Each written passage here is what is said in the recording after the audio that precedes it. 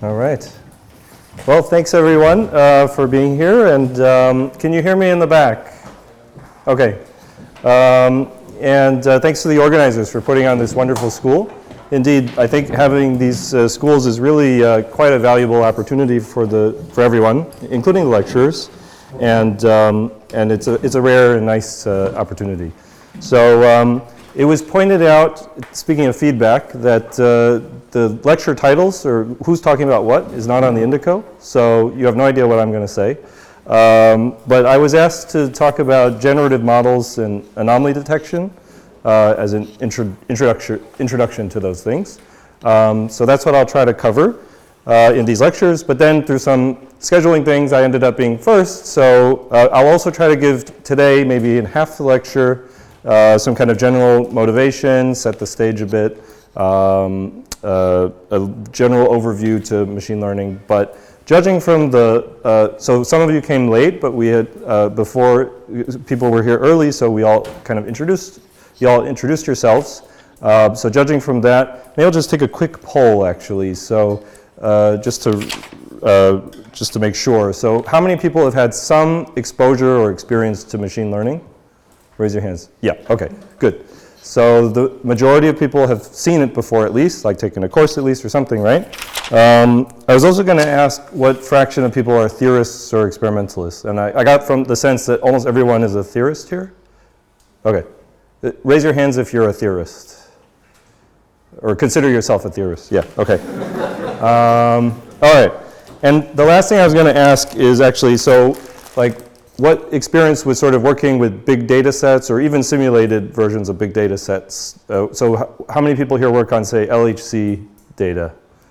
Even if you're a theorist, like simulated LHC data. Okay. Is there anyone who works on like Astro or Cosmo data? Okay, a few hands. Is there anyone that works with neutrino data? Okay, one hand. All right, so it's a mix and mostly LHC focused. All right, so that's the sense that's what I expected. So, okay, so I'm gonna, here's a general outline. So five lectures of 90 minutes each is a lot. So I really encourage you to slow me down and ask lots of questions, interrupt me as much as you can. And this will be more interactive that way. Okay, but if you don't interrupt me, then the outline of everything I'll get through would be, so really I'm hoping this doesn't go as planned and we slow down. But so today I'll be talking, can you all see if I write this big in the back? Okay, so that's a good size? All right. So today I'll just tell you things you probably already know, which is why is machine learning so interesting? And then hopefully in the second half of the lecture, I'll have time to get into the first generative modeling framework that we all know about, which is generative adversarial networks. Then probably that will bleed into the next lecture, but then the focus of the next lecture will be normalizing flows and everything to do with those. And then I'll have the first anomaly detection application.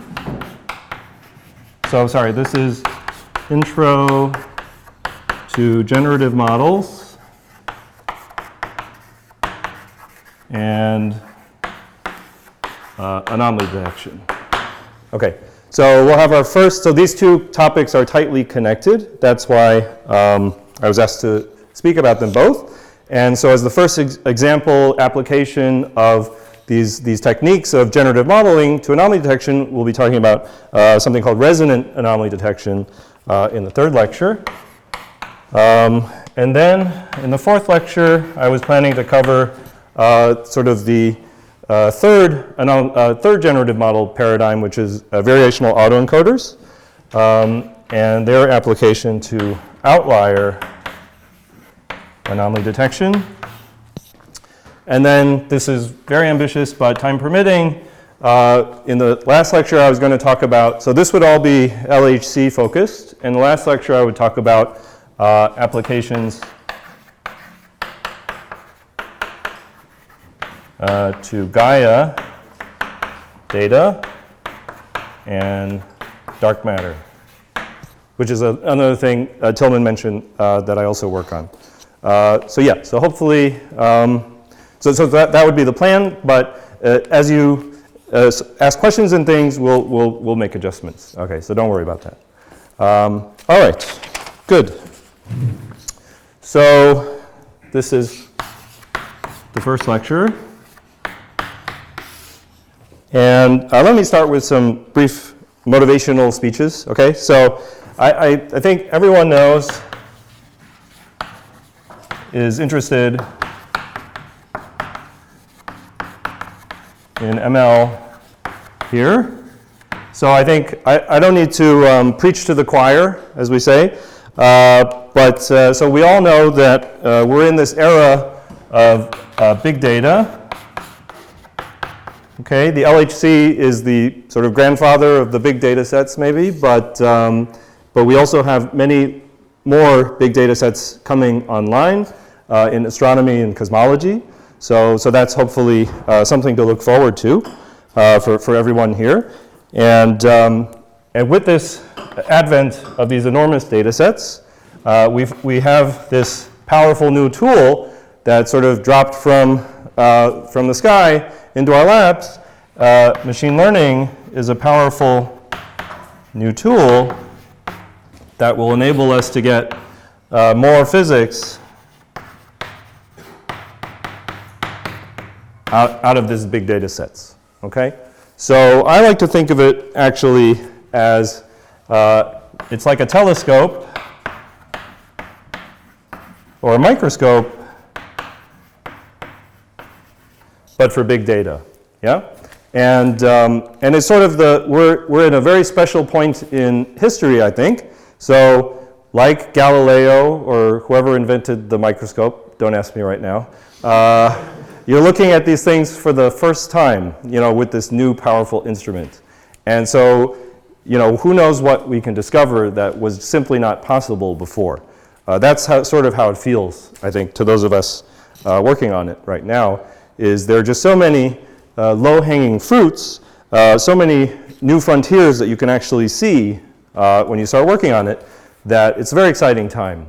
And so I think it's very exciting for all of you getting into this right now. You shouldn't get the wrong impression that it's already a mature field and that everything interesting has already been done. I think it's the opposite.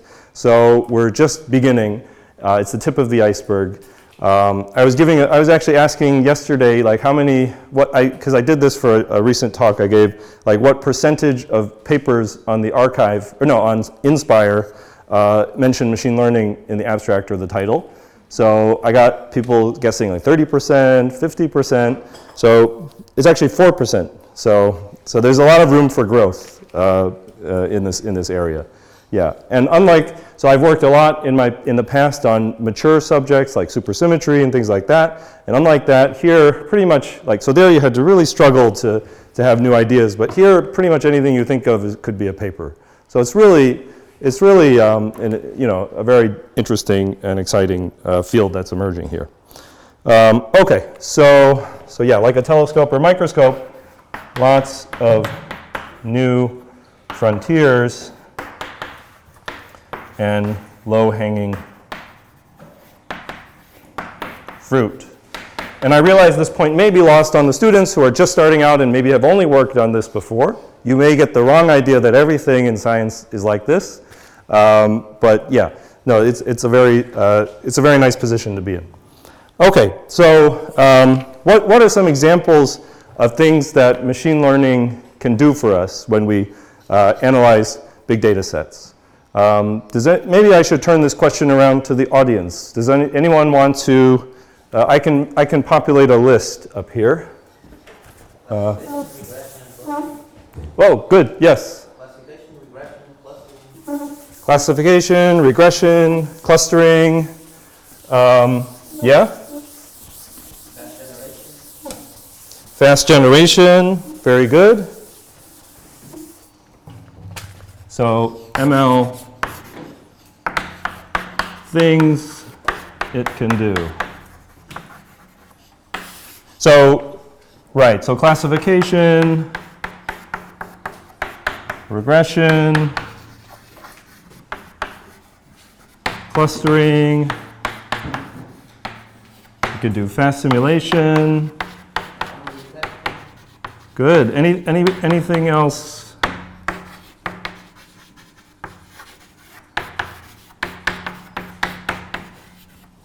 Anything else people want to mention? I could do many more things than this. But okay, we could get, so this is a good start. So all of these things we could do, all of these things we could do before the advent of modern machine learning, right? So what is it that machine learning gets us that's more, right, than what we could do before? Fast simulation?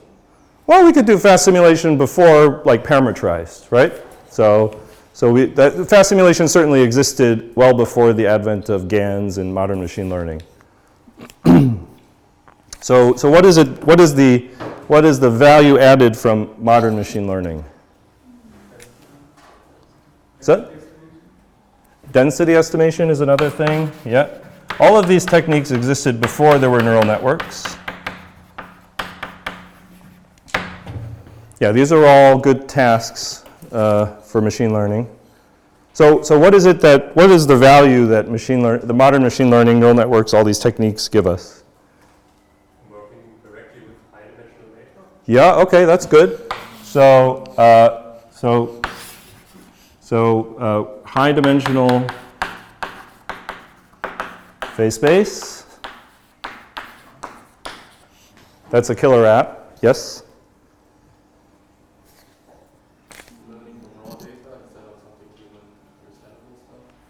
So high-dimensional phase space, so low-level features, raw data. Yep, good.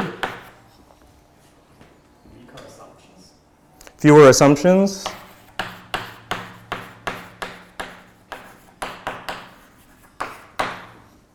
Good, yeah.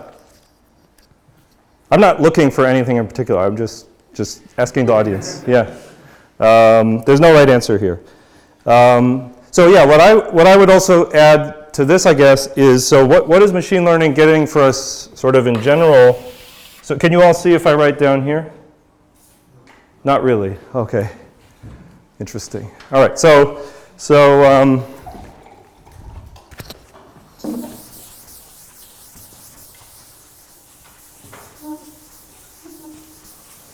yeah. So I think what we're getting from all this we're getting enhanced sensitivity and precision. So that's when you mention, say, classification, that's the thing, one of the big, I would say, breakthroughs that got a lot of people, including myself, interested in the power of machine learning is we could build these top taggers, for example, that are much, much more sensitive than the previous sort of hand-engineered or cut-based top taggers. We could get much better rejection rates of background for the same signal efficiency. So that's one of the biggest advantages of doing modern machine learning is greatly enhanced sensitivity and precision. And some of these things we're mentioning here, like the new techniques with anomaly detection that we'll be going over in these lectures, new techniques for fast simulation that use full phase space and train on entire calorimeter showers. So these are, I would say, qualitatively new kinds of analyses, right? So this is like supercharging things that we used to do, but now we can do them 10 times, 100 times better, okay? This is, I think, arguably even more interesting, right? This is coming up with new kinds of analyses or techniques that were simply not envisioned before. Maybe they were too high dimensional to be thought of as feasible. So now they are feasible, right? And the last thing I would add to this is that with machine learning, we can accelerate simulation and inference. So these are three things that I could think of that modern machine learning can do for us. So it could also make the simulations faster, fast simulation, right? It could also make the measurements and inference of physics from the data much faster. Okay. So things that maybe take weeks or months to do, maybe we could do with modern techniques in seconds. So that's the promise of some of these techniques. Okay. There's one more thing I would add to this, maybe, which is that, which hopefully you'll get to see a bit of in these lectures and in the school, which is machine learning is cross-cutting. So interdisciplinary.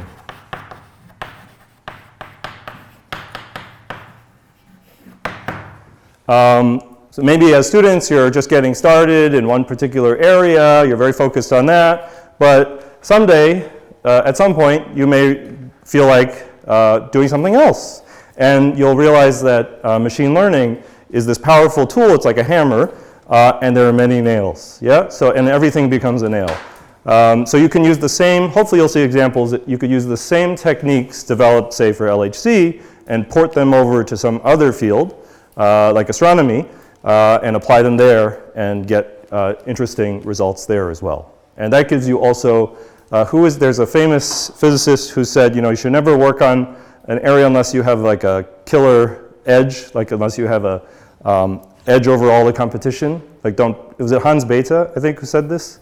Don't work on problems unless you have an edge over all the competition. And then his edge was that he was just better than everybody else. But yeah, so for the rest of us, but this can give you an edge, yeah? So that's very interesting. Okay, and I guess one more general comment I'll make before getting into the overview is I find it very interesting that almost everyone in the audience is a theorist, okay? And that's very cool, I think, because, so machine learning, it's very tightly connected to big data sets. We're all theorists, so what are we doing here? So machine learning is not just for experimentalists.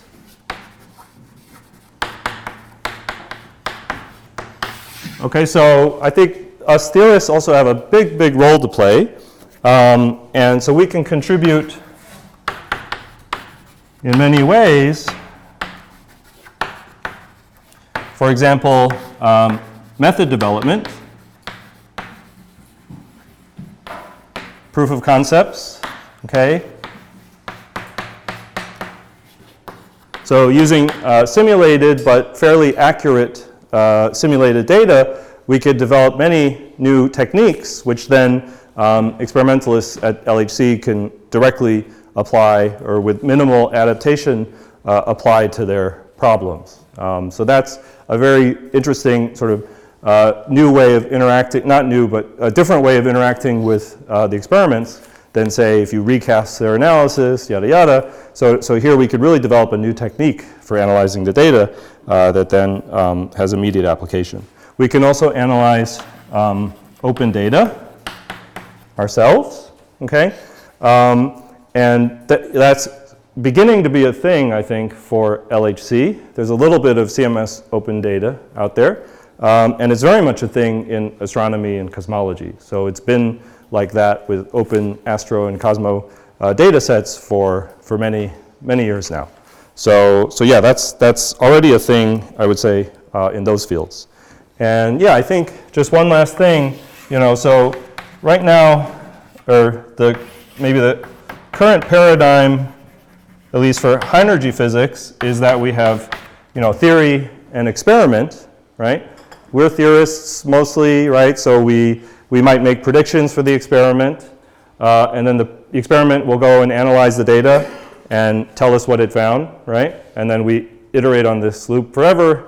That's been the paradigm. That's what we're all taught in grade school or whatever, right? But I think nowadays we're seeing that there's a new branch emerging,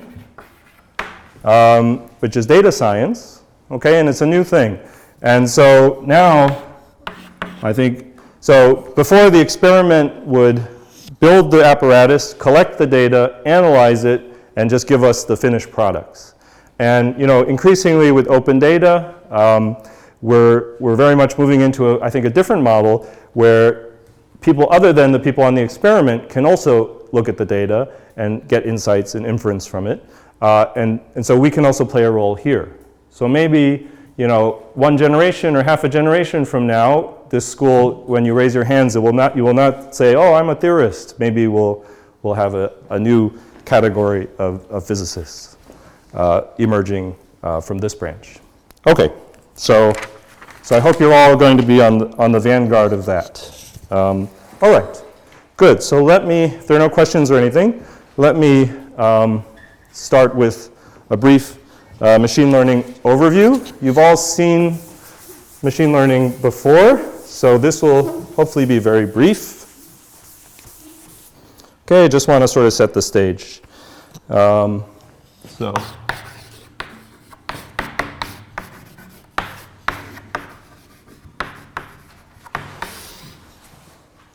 Okay, so what is machine learning? Let's start with that. Well, I would say it's just, if you want to just boil it down, it's just glorified curve fitting. So this is not just my opinion, it's a common opinion, I think, but if you really want to boil it down, all we're doing is fitting incredibly complicated functions to incredibly complicated data. So it's very much turbocharged. It's not just your grandmother's chi-squared anymore. So it's very turbocharged and often in very clever, creative ways. Okay? So this is not to reduce the whole thing unfairly. So the way we fit the functions to data often involves quite a lot of insight. Okay, so this is all learning from data. Okay, that's when we fit something to data, we're learning from the data, right? Okay, and what is the form of our data usually? So the data takes the form, I think this will be true for, certainly this is true for LHC, and we're going to see the ways in which it's true for the Astro data sets we look at. But it's some number of features, okay, drawn from, say, real numbers. You could also have discrete or integer valued data, but let's just, for the sake of concreteness, say it's some number of features drawn from RD. So D here, so D is the dimensionality of the feature space. So we'll call these features. So just for example, they might be PT eta phi of all the constituents in a jet. They might be the pixels in an image. They might be labels. If you're doing supervised learning, they might be the labels themselves, truth labels, dog, cat, top, QZD. So that's what this big vector xi is.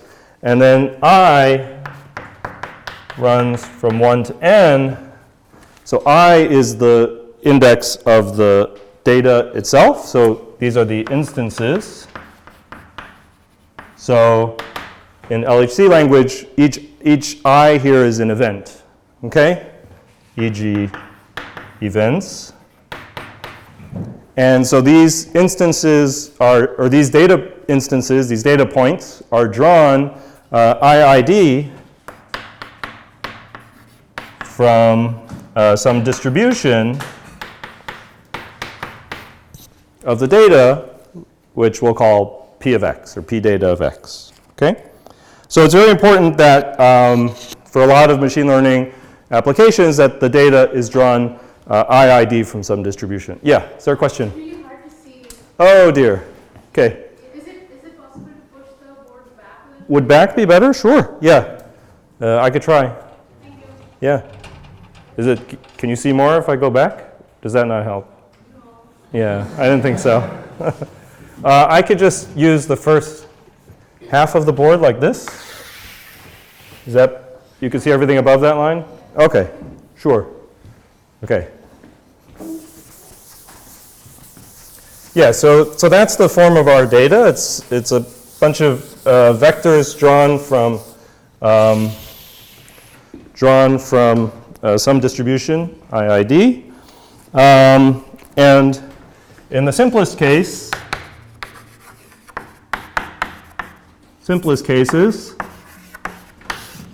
what we want to do is to fit some function fit to the data. So the function that we're interested in learning from the data is a function of the data, okay? And it has some parameters,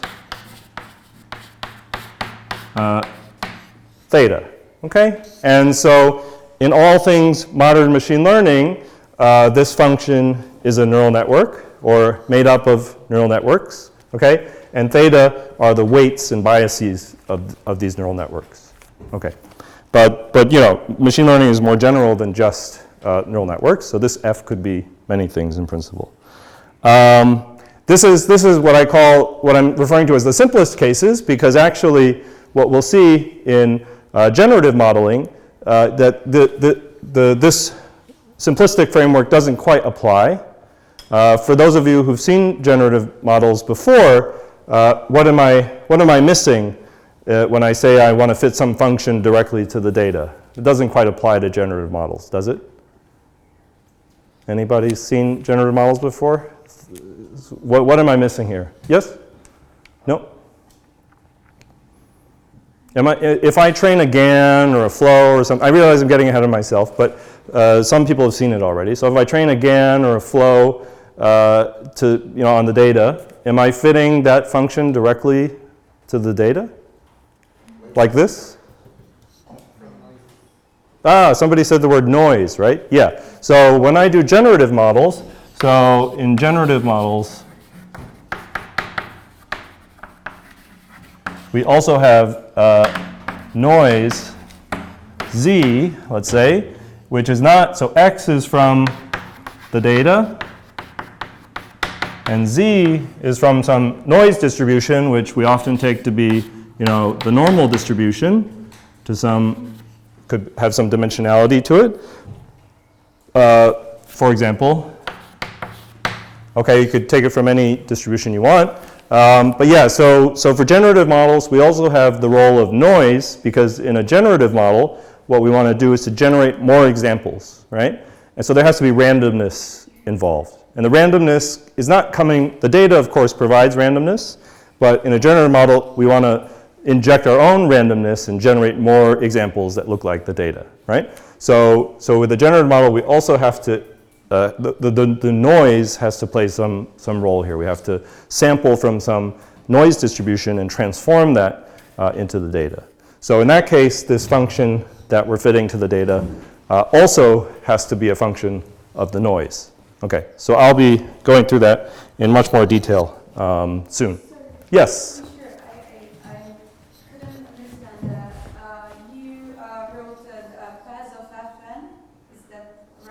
This is parameters of this function that we're fitting to the data. Yeah. I couldn't understand this parameter of fn?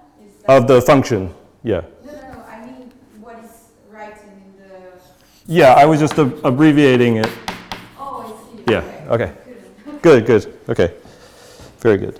Okay, so for the simplest cases like classification, regression, we're trying to learn a function directly on the data. Maybe it outputs a class probability or some continuous thing like mass or PT, and that's the thing we're fitting to data. And so how do we fit that to data? Well, we need some objective, right? We want to optimize some objective. So we want to minimize, we usually phrase that as minimizing something. An objective or loss function. Sorry, abbreviated function again. So we want to minimize some loss function. So this is a function of the parameters, okay? And it somehow expresses mathematically what it is we want to achieve, okay? And the form this loss function takes is a sum over the data and involving this, this function that we're trying to fit to the data, right? Okay, so we have some, so this is all very abstract, so let me be concrete. Suppose we're trying to do regression or classification.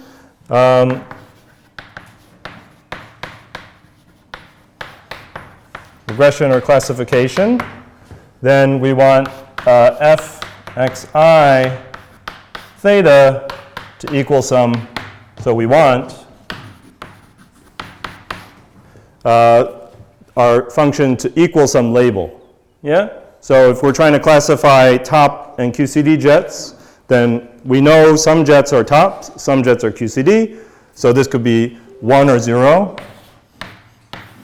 okay? So we want, whenever we put in a top jet, we get something close to 1, and whenever we put in a QCD jet, we get something close to 0, right? Whenever we put in a cat picture, we get something close to 1, dog picture, something close to 0. That's the classic machine learning example, right? So that would be an example of binary classification. You can also do more complicated things like multi-class classification, right? Top, QCD, Higgs, W. You could classify all these different jets, in which case I have different labels, 0, 1, 2, 3, 4, or something called one-hot encoding. You could do continuous labels here, like mass, PT, right? In which case this outputs not a discrete thing, but a continuous thing. Okay, but in all cases, we're trying to achieve as close to the truth labels as possible. That's the objective. In which case, what would be a good loss function to put here? Well, the first thing you might think of, right, is to do f of xi theta minus yi squared, right? So that is 0. So basically, we want the loss to be 0 when we've achieved our objective perfectly. Otherwise, penalize ourselves when we are far from the objective, right? So this is the simplest thing you could think of. This is called the mean squared error, okay? And is also the log of, a Gaussian probability. So that's the simplest thing you would think of. And that's commonly used in machine learning for many applications, including regression. For classification, we use a slightly different loss. I'm not going to try to write it here, but the cross entropy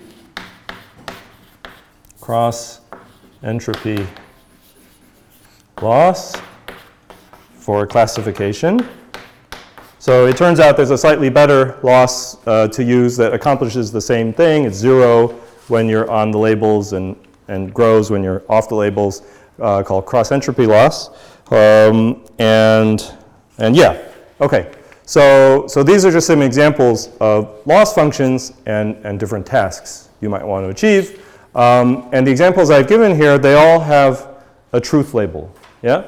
So the truth label here tells us if we have a truth label, like we know that the data instance has a particular type, right? Then this is an example of supervised machine learning, right? So these are, I have no space. Okay, so these are examples of supervised machine learning. And the topic of, okay, so yeah, so this is supervised machine learning when we have labels, okay? And the topic of these lectures is actually something different, okay? So here we want to talk about less than supervised. So what's that? Okay, so sometimes or often we don't have labels, yeah? So the data, in fact, yeah, so basically in all actual experimental settings, we collect data and we don't know, it doesn't come to us with truth labels, right? We have to figure those out somehow. We have to infer them from the data. So if no truth labels, So actually, it's interesting to think about. So when do we have truth labels in, say, high energy physics? What's the one-to-one correspondence? Yeah. I mean, if we in color generations, we know. Exactly. So when we do simulation, we have truth labels. So yeah, I think in science this is generally true. Truth labels equals simulation. I think this is maybe overly simplistic. Sometimes the truth labels, even from real data, are extremely clear. In which case, yeah, I guess, yeah, okay. So the other example, so it's either simulation or it's obvious, and then some human looks at it, right? Like literally looks at it. And so what am I thinking of in that example, actually? So where do humans hand label data and we take those as truth labels? Cat versus dog. Cat versus dog, yeah? So natural images, the ImageNet repository. Do you know about the ImageNet repository? It has like 1 million images, 1,000 categories, very like specific species of birds and stuff. So it's very specific. And so how did they get all those truth labels? They didn't run a parrot simulator. They literally got a bunch of people, I think Amazon, Mechanical Turk, and these kind of things. Some researchers from University of Illinois, I think, a while ago, early days of the internet maybe, got a bunch of volunteers or paid people to label images one at a time by hand. So it's obvious, so that's the other example, is obvious and human labeled. Now why doesn't something like that approach could also work, say, in astronomy, where you look at images, is this a spiral galaxy or a elliptical galaxy? Those categories are pretty distinct. Why is this generally not going to work, say, at the LHC? How come we can't just hand label images of top and QCD jets? Yeah? Because the amount of data are too big. Well, there's a lot of data, that's true. So instead of 1 million images, we have billions or beyond that. Yeah, what else? Can't we do like consider the label to be like a zipless jet sample and a light jet sample? Then we have kind But how, yeah, if not from simulation, how come we don't have human volunteers looking at events from LHC and figuring out if there's Z? What's that? Because it's not obvious. I think it's not obvious, yeah. And also there's no clear representation. I mean, event displays or the images themselves can be very sparse, okay? So the images are not very human interpretable. And also we're very much interested, unlike I think in real world applications, well, I don't know, but certainly we're very interested in the overlap between these, the difficult cases. And there can be considerable overlap between these cases, right? So they're not very clearly separated categories. They have considerable overlap in their distributions. Okay, so yeah, so for us, almost universally, truth labels means simulation. Yeah? I was wondering about this discussion, like, Yeah. if we are like thinking that truth labels are something that we have showed to a person and then decided which is which, then we don't have any previous knowledge of image of a jet, right? So Also, yeah. we don't have this sense Exactly. to join this information. Yeah, we don't grow up surrounded by QCD and Yeah. top jets. We don't know what they look like, right? Yeah, we all know what a car looks like. Yeah, exactly. So natural images versus, high energy physics or other scientific applications, I think many significant differences. This is one of them, yeah. So for us, truth labels, I think, always come from simulation. And why might we be interested in cases where there are no truth labels? Right, I mean, anomaly detection is one, but in general, like, how good are our simulations? Are they perfect? No, they're pretty good, though. Actually, you'd be surprised. You go to some other fields and you'll see how good our simulations are. So our simulations are great, actually, probably gold standard. Nobody else has something like Géant or Pythia in other fields, I think. So our simulations are really gold standard. And still they're not good enough, maybe because we've raised the standards. So in medical fields, if you have a 2 sigma effect, you stop the study and patent your drug or whatever. But we can't get away with that, right? So our standards are also extremely high, right? So that's why our simulations are almost never good enough for direct application. We always have to correct them, et cetera, et cetera. Okay, so if there are no simulations, e.g. Simulation free, okay, so directly or data driven, okay, then we have another set of techniques called less than supervised, let's say. So that's meant to be very broad. And you can break these down further. If there are no labels at all, then this would be unsupervised learning. So really fully from the data. Well, another case which could be fully from the data is, which maybe you haven't considered, but is very important, going to be very important in these lectures, is the case of noisy labels. So what are noisy labels? Okay, so noisy labels are labels that that correlate with the things we're interested in, but are not exactly the things we're interested in. Okay, so noisy label, I'll give you an example in a second, but if we have noisy labels, then this is what we call weakly supervised. And so an example of this, of a noisy label, is instead of signal and background, okay, which would be great. If we knew which events were signal, which events were background, we wouldn't have to do anything anymore. We'd be done, right? So in general, we don't know which events are signal and which are background, but we can define labels that are directly from the data and that correlate with being signal or background. So I'm sure you're all familiar with this. I'm just phrasing it in a complicated, unfamiliar way. But what I'm talking about are signal region and control region. Okay, so maybe I have a section of my data which is background enriched, right? Which I know or suspect, hypothesize is mostly background. So I call that my control region. And then I have a part of my data defined with like the other cut or something that might have more signal in it, signal enriched, that we call my signal region. I can actually use, so these are classic experimental concepts, right? Control region, signal region.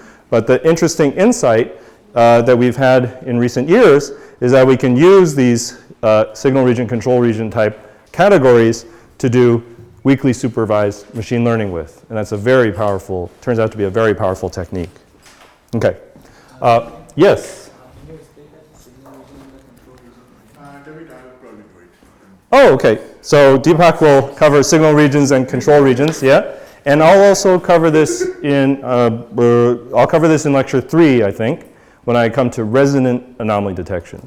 So if you've ever heard of like a bump hunt, like how the Higgs was discovered, resonance search, you're looking for a bump, then you could define a signal region as here, and a control region are the sidebands. So that's an example of that. Yeah, but you'll hear much more about that from Deepak. Great. One more example that I'll give. The list doesn't. The list could go on, but there's another case with partial labels. Okay, that I will not be covering in these lectures. So this is where I might mix some labeled data with some unlabeled data, right? So this would be called semi-supervised. And this, of course, has many applications also. In our field, we might try to do some simulation, some data in order to mitigate the effects of inaccurate simulation. In other, like real-world applications or astronomy applications, they might do semi-supervised learning because they're doing this, like human-labeled categories, and the humans are expensive, right? So they don't get much labeled data. So they might only have 1,000 instances of labeled data, which they're very sure about, that's truth for them. But then most of their data is unlabeled. It would just be unfeasible to label it. in that case, these techniques can be very powerful there too. Okay, so the focus of these lectures is going to be on these two cases, fully unsupervised and weakly supervised. And I would say this is where generative modeling and anomaly detection, I mean, you can also do anomaly detection with semi-supervised techniques, but again, I won't be covering that. But yeah, these are fully data-driven, no simulations at all, and that's sort of the holy grail of all this. Yeah? And what about self-supervised? Good. What about where does self-supervised fall into this category? Indeed, when I was writing this list, that's one of the things I left out. So in self-supervised learning, if you haven't encountered that, that's very important, for instance, in the training of these large language models, which I think, where's Tillman? We may have lectures on those. But yeah, in those cases, you take the data, it's fully data-driven again, and you either use symmetries or you delete parts of the data and try to fill it in. So you use data-driven methods to define an objective, to learn the sort of structure of the data. Yeah, so those can be good for learning embeddings, right? And then we can try to do things with those embeddings. Yeah, so that can also be part of this framework in principle. Yeah. So I would say self-supervised. Yeah, you could say it's somewhere in this axis. Yeah, it's fully data-driven. And the label, if you're using labels, like you do in contrastive learning, in fact, contrastive learning I think is an example of weakly supervised, where you say these data points came from the same, maybe they're related by a symmetry, so they're the same, and these are not related by a symmetry, so they're different. And so that's like another form of noisy labels, or data-derived labels. Can you give an example maybe for self-supervised? Self-supervised, yeah. So example is where, let's say, in the case of jets, we have authors of these papers in the audience where they do, for instance, the jet has a rotation symmetry, right? And so if the jet is related to another jet by a rotation symmetry, we say it's a label 1. And if they're not related by a symmetry, we say it's label 0. And then we can do this self-supervised learning to learn a representation of the jets that like encodes the symmetry. Yeah. In natural language models, they will do something different. There's not really symmetries in language, so they'll do something different. They'll delete words from sentences and then try to predict the word that goes in there. So they can define a loss function based on that task. And that's fully data-driven. Yeah. Okay, good. So, so yeah, the focus of these lectures are unsupervised and weakly supervised methods. And what are some examples of those that we'll be covering in these lectures? So just to give you an overview. So the first one is, of course, generative models. Okay, let's say my data is, somebody hands me a sample from the data, and I want to learn P data of X and sample from it. Okay, so the sampling from it part, that's generative modeling. And learning P data of X, this is called density estimation. Okay, and you see that they're, of course, highly related to each other. So it's a non-trivial task. You might say ill-posed, I think, if you're a statistician, which I'm not. But it's a non-trivial task. Somebody hands you a set of data points, say, it could be in very high dimensions. I think at Claudius's lectures, we'll see examples going up to, 5,000 or 50,000 dimensional spaces. That's calorimeter showers. So if somebody hands you, say, 1 million data points in 50,000 dimensions, so I'm drawing a two-dimensional example here, but visualize 50,000 dimensions, and 1 million data points. How do you learn the underlying distribution of that? How is that even possible, right? So that is what a lot of these techniques are getting for us, quite powerfully. And yeah, so just learning to generate more samples that follow the same distribution, that's generative modeling, okay? And that's what we're doing when we learn celebrity faces or whatever. There they've trained it on the space of celebrity face images, and now they can generate more celebrity faces from the same distribution, yeah? Which, it's interesting, celebrity faces are rather biased in many ways. So those distributions that they generate from don't represent, you know, you and me or, you know, typical population, right, but are a biased distribution, right? So, okay, so it really learns the data you give it and nothing more, nothing less, right? And then tied to that is, so we can learn to sample from this distribution without learning what this function is exactly itself, right? So I might be able to have frameworks like generative adversarial networks where I can generate from this distribution, give you more and more samples, but for any given sample, I can't tell you what the probability density of that was, okay? If I can tell you what the probability density of that is, that's called density estimation. So for a given sample, if I can put it into this function and spit out the number, 10 to the minus 40 or whatever, then I have a density estimator. Okay, so this is not guaranteed, but these things are tightly correlated with each other. Okay, so that's going to be the first topic of the lectures. And closely tied to this are two other tasks. So if I have a bunch of data points and there's one data point out here, okay, that's a very interesting data point, right? And we might want to know more about that one. Okay, so that is an anomaly, and this would be outlier detection, right? Outlier anomaly detection. Okay, and you can see how it's tightly related to generative modeling and density estimation. And if I can figure out that this thing is very rare, or I train a generative model, I generate many examples, and I never generate one of those, and then it's there in my data, that's an outlier. Okay, so that's a form of anomaly detection, and another form of anomaly detection would be if my data looks like this, and then there's, you know, typically it's sparse or has some density, and there's a huge bump there, right? So that's another kind of anomaly. So this in machine learning literature would be called outlier or point anomaly. And what happens if I have instead a bunch of data points that are not outliers themselves, but are occurring more frequently than expected?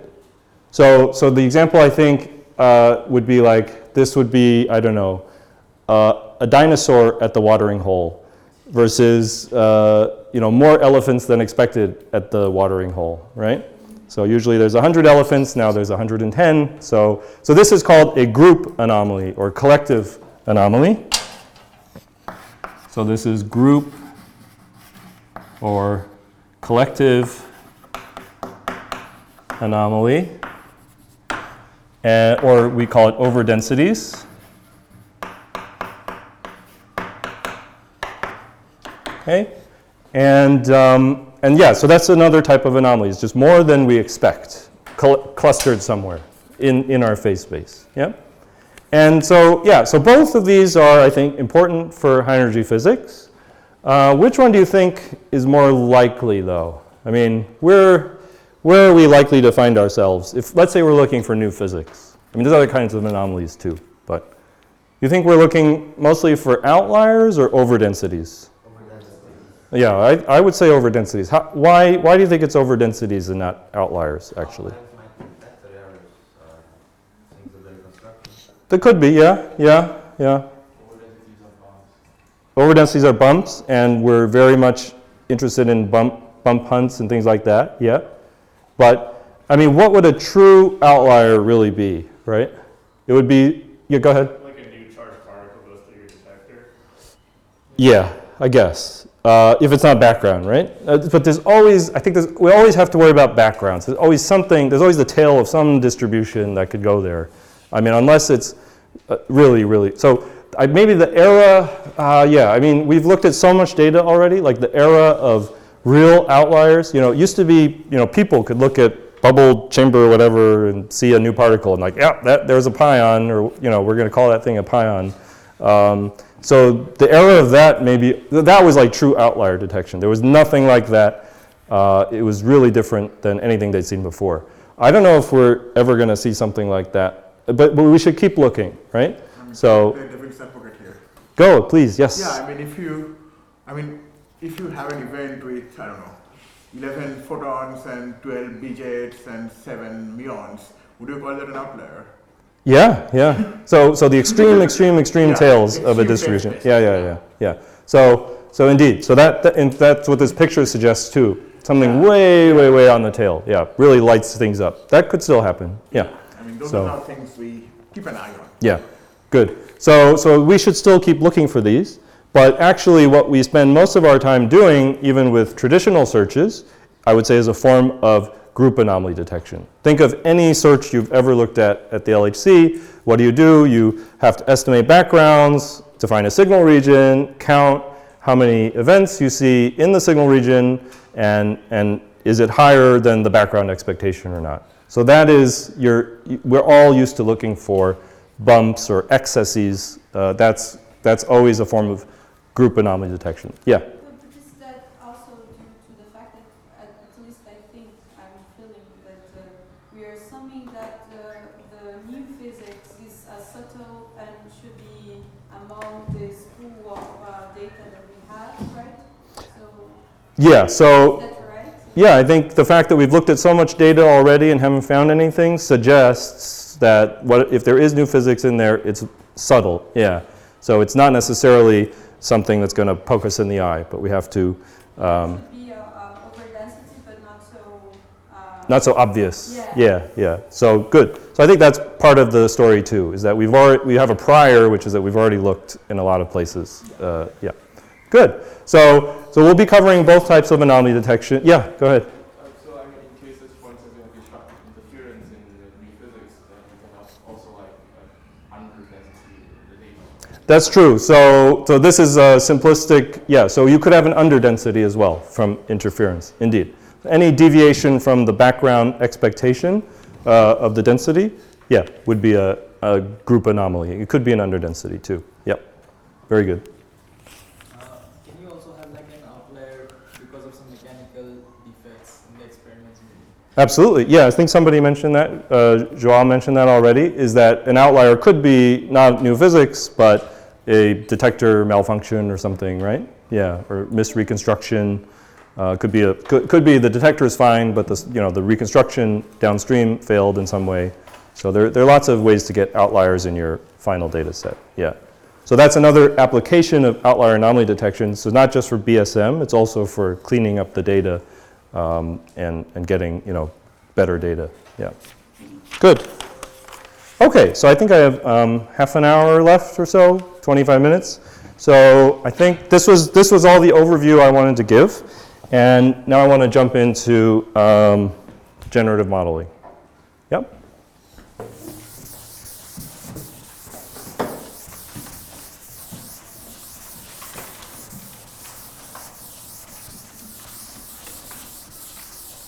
Okay.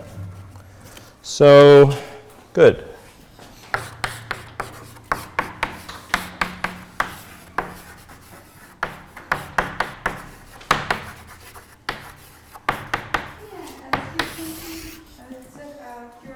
Yeah. You were like doing a parallel with the telescopic microscope. I know there's a parallel with alchemia with machine learning. I don't know a lot about it.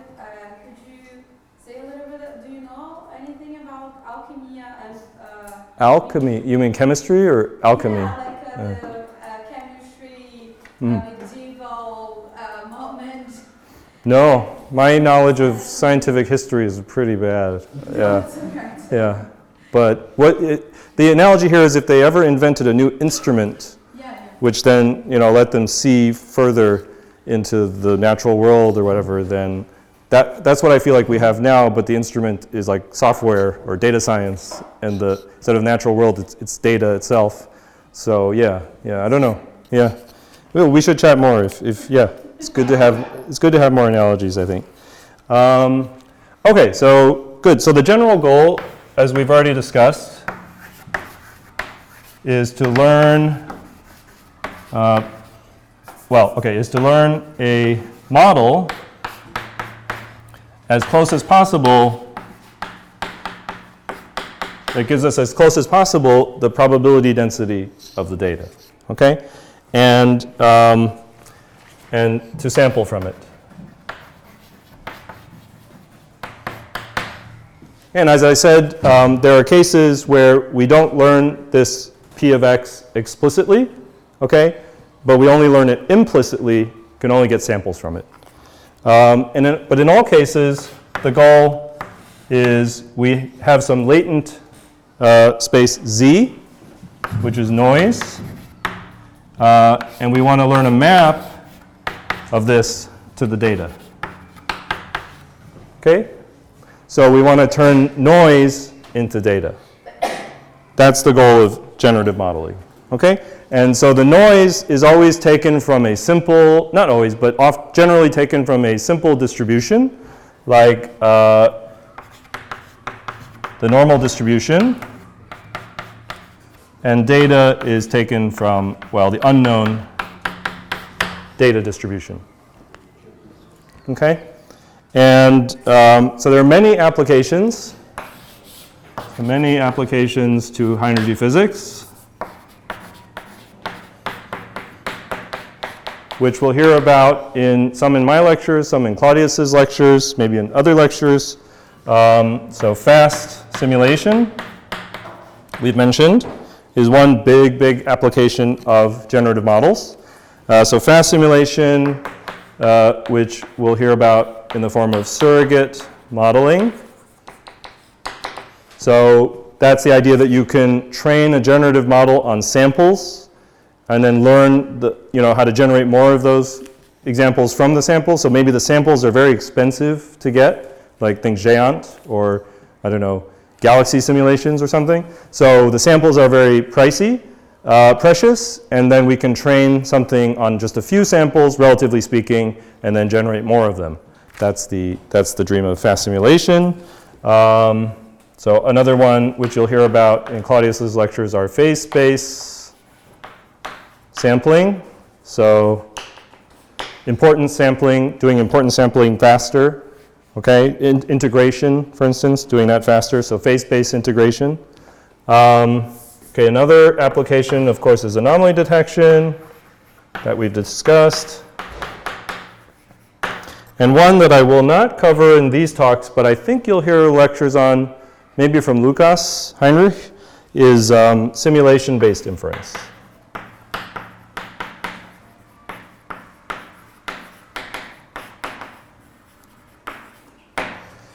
Which in our field has a big home with EFT fits, okay? Other fields, other applications, but in general, it's, if I want to, say, learn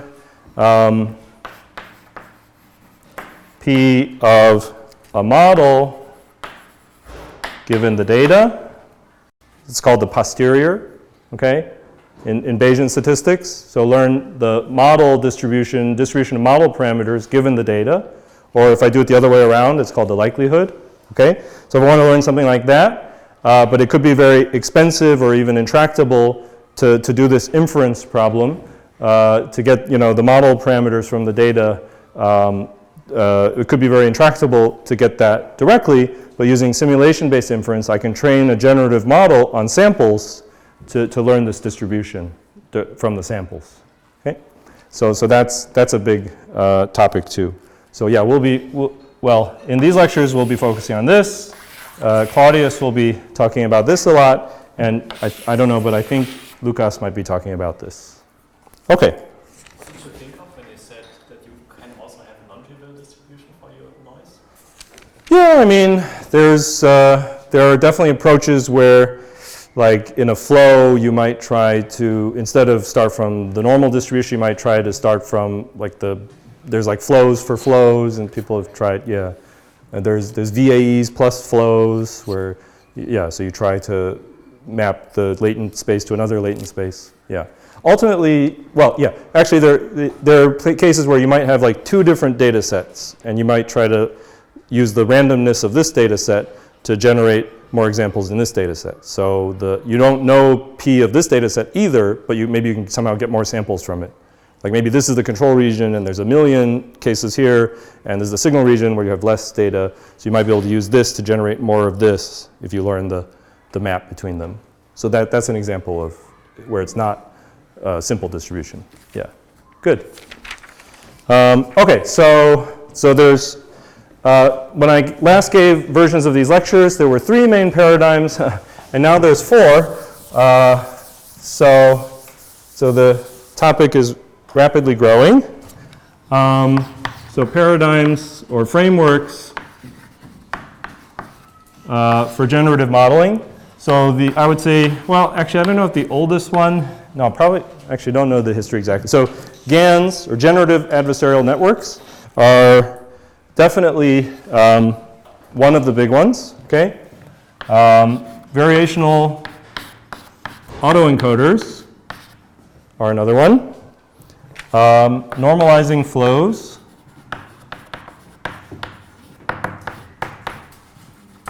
Our third one, and we have a new kid on the block, and that's diffusion models. Okay, so basically, maybe these are the oldest. They've been around the longest, but they were never quite state-of-the-art for much. These became state-of-the-art for natural images for many years. They had a good run, okay? These are very powerful methods, not quite for natural images maybe, but for many scientific applications, as we'll see. So they're very popular in our field, in cosmology and other areas as well. And these are the new kid on the block that have recently achieved state-of-the-art, so surpassed the GANs for natural images, and are also finding interesting applications in our field. And in some, you'll see, I'll cover a little bit about diffusion and just mention how they grow out of normalizing flows, a particular kind of normalizing flows called continuous normalizing flows. But I believe the plan was that Uli would cover diffusion models next week. Okay, so I'm going to focus mostly on these older methods. You have to realize, like, the span of time between when this was invented and this was invented is like 2 years, okay? And then it maybe takes a couple years for it to percolate into our field. So, like, these were invented in 2020, these were actually, yeah, 2017 maybe. So, these things were always invented like multiple times, and the time when things really take off. Anyway, so like 2017, 2020, so yeah, so things move fast. And these are new and exciting, but these are also still interesting to know about, I think. Okay, good. All right, so let me start by talking about generative adversarial networks. So that's the sort of the plan. I'm going to go through this one, and then this one, and then this one. Okay, and stopping for some examples along the way. Okay, good. So.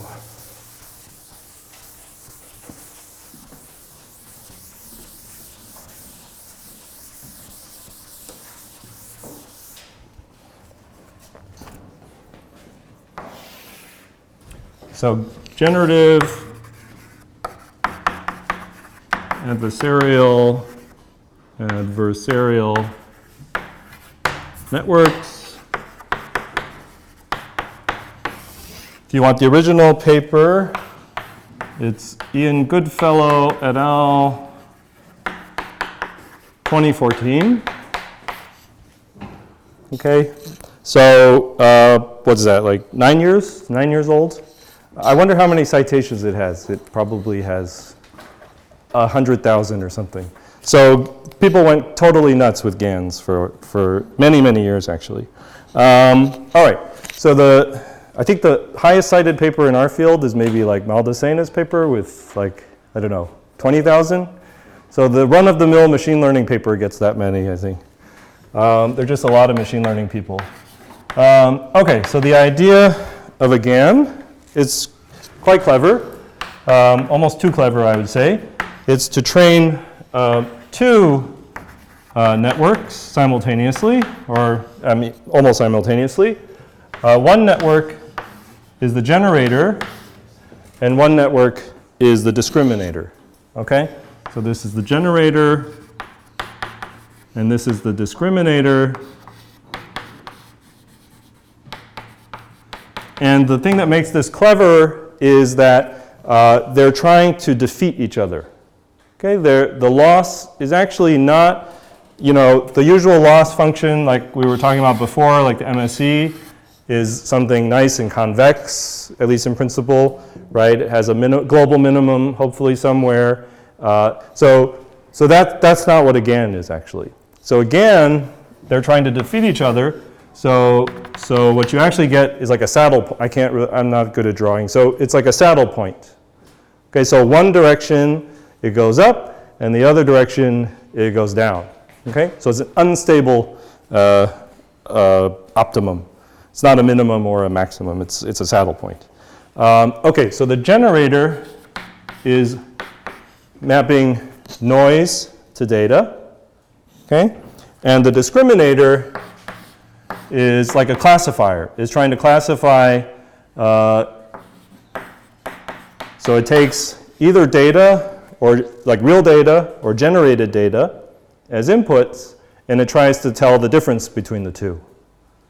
Okay, so a well-performing GAN is an extremely sensitive discriminator that's still being fooled by the generator, right? So you need to somehow balance the two against each other. If your discriminator is very, dumb, then your generator is going to be dumb too, right? And if your generator is too powerful and your discriminator is underpowered, well, then the generator is going to get lazy and not learn to generate good examples again. So they have to work together somehow through competition to achieve good performance. Okay? So G wants to fool D, and D wants to learn G versus real. So this is the adversarial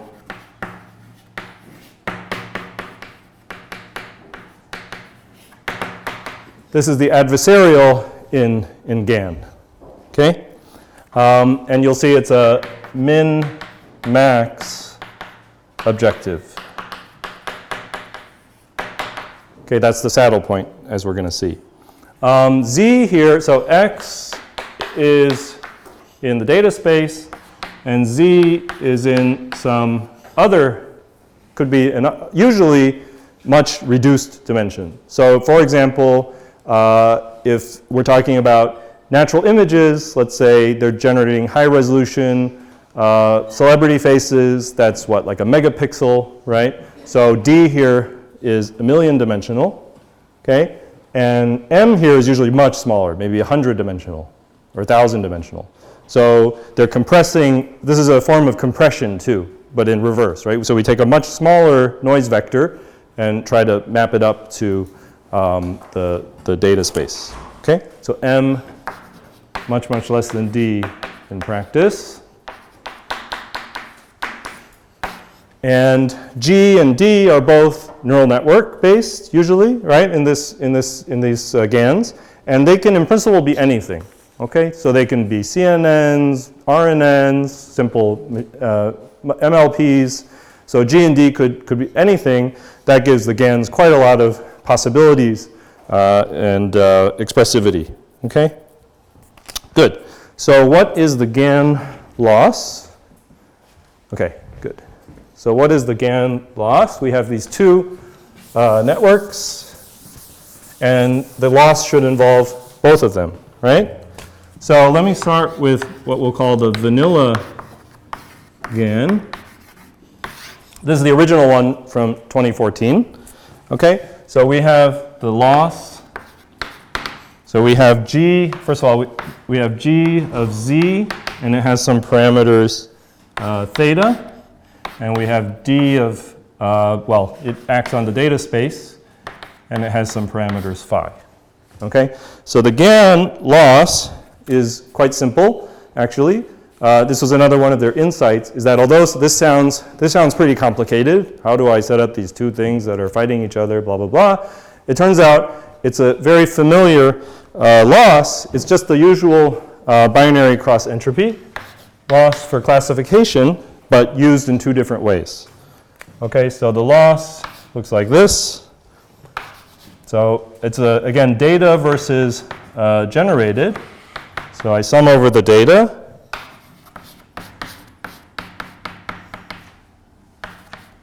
Okay, so let's see. This makes data class 0, I think. Okay, so data 0 and generated, I could be getting, no, I think that's right. Okay, so data's, and then this is summed over generated. I can erase this. Oops. Okay. So this is summed over the generated.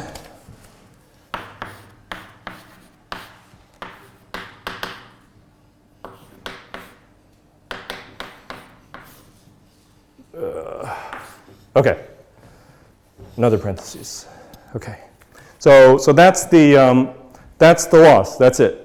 So what have I written here? I've written here basically the binary cross entropy loss for data versus generated. Okay, that's the usual binary cross entropy. So if I just ran this for D, so let's say I hold fixed the generator. Somebody gives me a generator and I don't touch it.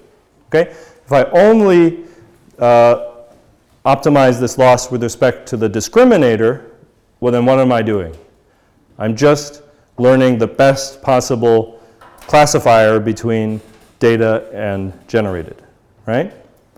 Now I can run the same loss, but try to make it as bad as possible at fixed discriminator. I can try to make this loss now not as good as possible, but as bad as possible with respect to the generator.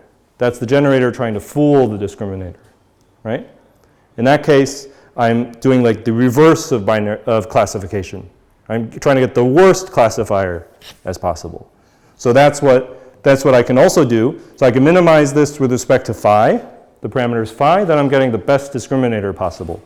I can also maximize it with respect to theta, and that gets me the worst classifier possible, or the best generator possible.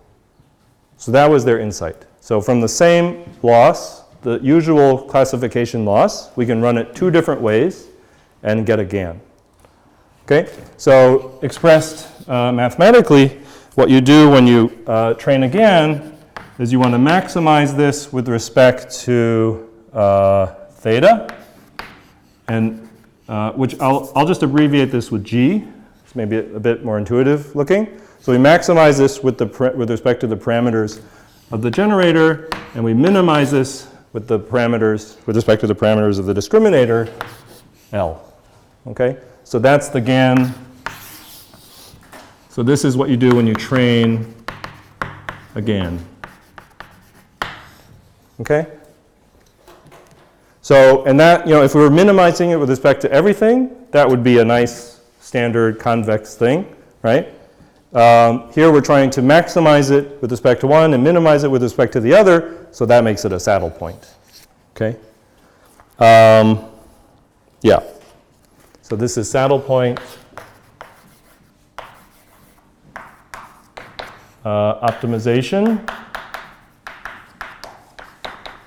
And as you might expect, there are many problems with this idea having to do with convergence and stability. Okay? But with enough work, with enough fine-tuning of G versus D, you can get it to converge, or not quite converge, but you can get it to give you a good result. Let's put it that way. Any questions about this? Yes? So in a simple case, like not for GAN, you try to find the global minima of the loss function.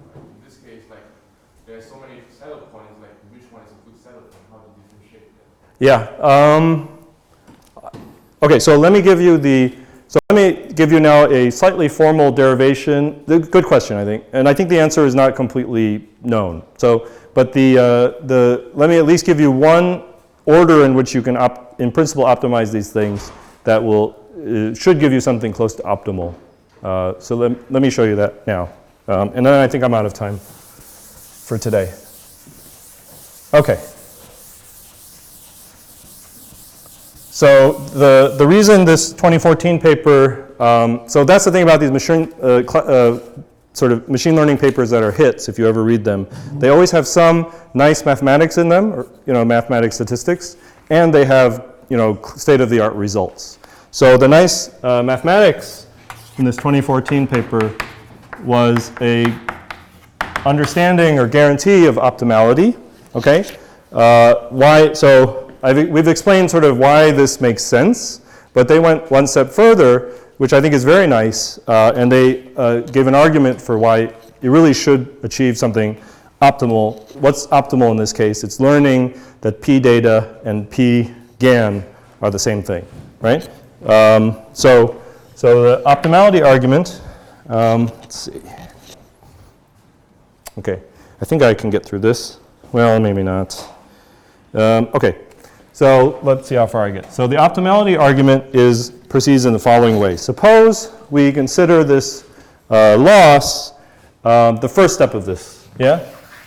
So suppose we fix G and just minimize with respect to D, okay? So if we minimize the loss with respect to D at fixed G, so this gives us some classifier, okay, at fixed G, and what's the optimal? So it has some optimal parameters. Let's say, I guess I should label that with a G, okay? So it's achieved some set of parameters that depends on G. So what is the optimal classifier at a fixed G? So there's a very classic result in statistics for classifiers, which unfortunately is Huiling. I think Huiling might cover this. Or sorry, who's before Huiling? So the lectures on classifiers will probably cover this. But is it Deepak? No? No, maybe Huiling will cover this. So this is something called the Neyman-Pearson lemma.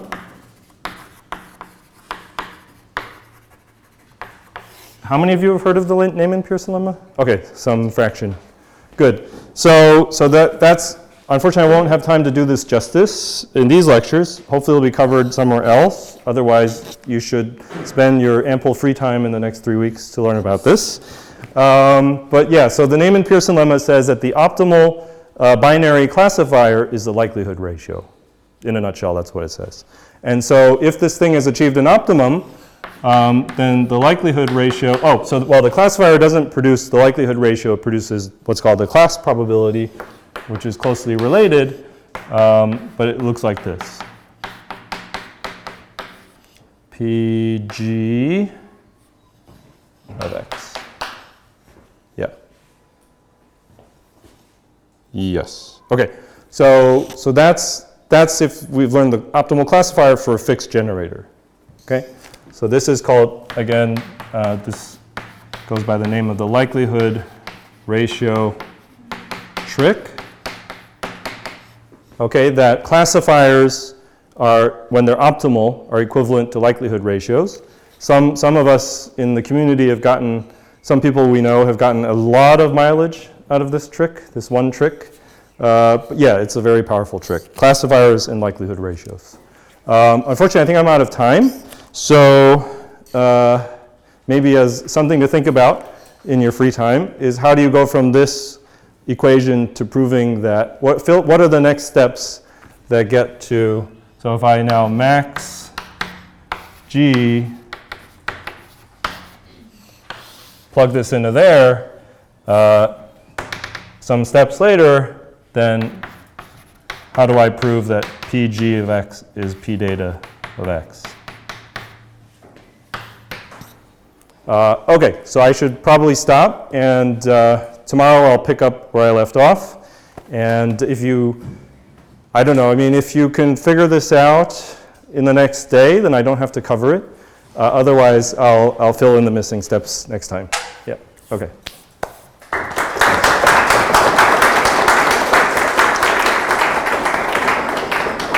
Okay. Thank you, David. Yeah. Nice. All right.